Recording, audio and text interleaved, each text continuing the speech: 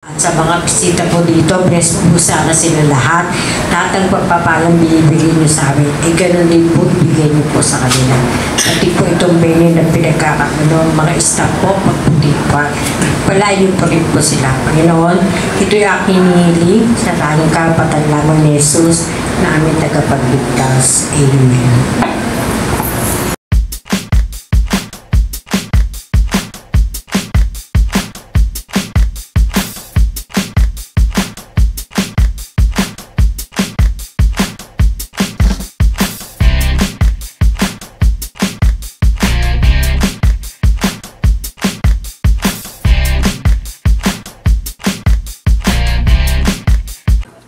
Maganda. Pangilang anak po ba? Una lang. Ay, only daughter niya siya. Okay. Gusto mo ng pangalawa? Ayan, sige. Bigyan mo ako, mami, ng tatlong katangian na nakikita mo kay Kirsten. Ayan, kahit physical po. Ang una. Parang kaugali ko, nagmamasita na agad. Masayahin naman siya. Saka madaling matuto. Ano pa ba? Yun na yan. Parang tinalayan na, ayun na yan. Bawal magdagdag, bawal magdagdag. Para maalin ako nito, baka ako mamaya sa baba. Ayan, masunurin daw tatlo lang. Ayan, ano ba pinagkaiba nung meron ka ng anak sa ngayon? Na ay sa walang anak sa meron ka na ngayon. Anong pinagkaiba pagdating sa'yo? Meron ba mga nagbago? Nung may anak ako, syempre, pag kahit saan gusto pumunta, makapunta ka, tapos pagka nakakapagtrabaho ka, may extra money, ganyan. Ngayon, syempre, bahay na lang alagi-laga. Stay at home. Ayun. Bukod ba sa pag-aalaga doon sa anak mo, nabibigay mo rin ba yung alaga na binibigay mo kay daddy? Oo naman. Ayan. Gano'n niyo po ba kamahal si daddy? 8, 1 to 10. 9. Tulog kasi 1. 9. Ayan, 9. Bakit 9? Nasaan po yung 1%? Yes! Tama sagot yun, ha? Nakuha niya yun. Wala pa ka naman natin. Friend? Ayan, nakuha talaga niya yung punto ko. Alright, syempre, mami. Ayan, kaya mo bang gawin lahat para sa iyong anak? Pagkakatouch ako sasayaw, mag-isip ko. Hindi pwede kasi pag... May best friend ka ba dito? May best friend ka? Kasi kanina meron ako dito kausap best friend mo daw siya, tapos sabi niya sa akin, ang talent mo daw sumayaw.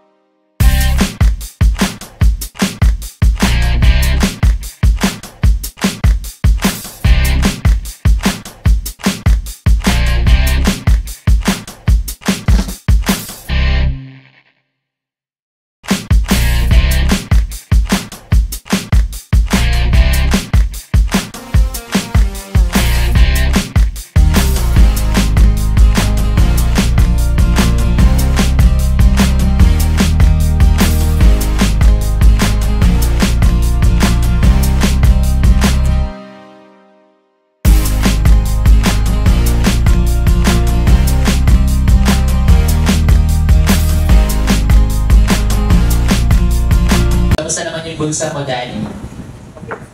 Okay pa rin. Okay pa rin. Parang na kanina sumagot. Siyempre, Daddy, ikaw, kung ikaw titignan mo, bigyan mo ka ng tatlong katangian na naman sa'yo ni Kirsten. Lambing, masayahin, Alam, thank you. Eh, pasayahin. Ayan.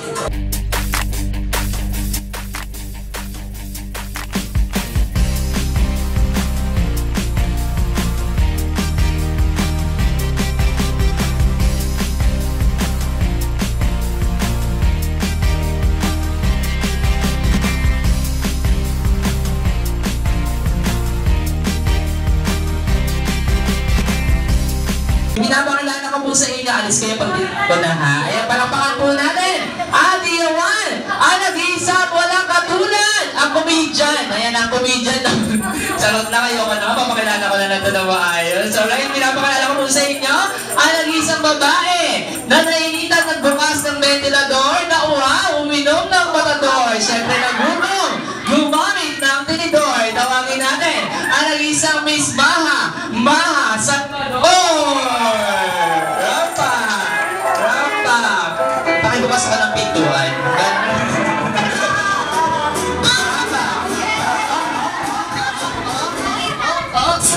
Baka mo pa. Hindi pa po, sorry. Hindi ka dito. Ayan, ako si Maha Salvador. Ayan. Ako si Boxy. Sabi ko, ba't Boxy? Maha Salvador. Ayan, pakilala ka din. Sabihan. Pag may susuksok, pilit na isusuksok pa rin.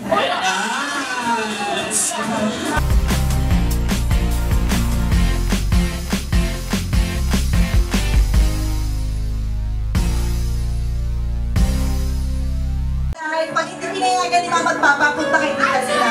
Lahat ng gusto, ibigay. Like sa unit na mami palagi, susuportahan kita.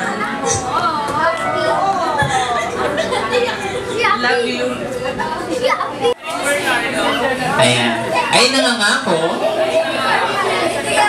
na magiging mabuting ehemplo para kay Kirsten at magsisilbing pangalawang magulang ayan sa aking inaanak na magbibigay ng malaking halaga sa Pasko. And then, maraming salamat po. Maraming salamat sa pagpunta.